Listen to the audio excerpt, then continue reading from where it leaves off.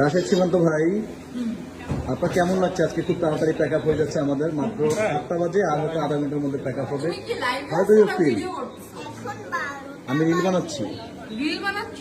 তাহলে আমি বলে রাখি এখন 12টার উপরে বাজে। ওকে, না না, এই যে 7:30 বাজে মাত্র। 7:30 বাজে, তার মানে আমাদের কেন মিথ্যা? হাউ ডু ইউ ফিল ভাইয়া? সরি, মানে এই যে এত তাড়াতাড়ি প্যাক আপ হচ্ছে, আপনার কেমন লাগছে? আমার সমস্যা হচ্ছে রাত 12টার পর আমি কথা বুঝি না। এখন কয়টা বাজে? আমি কথা বুঝতেছি না কেন?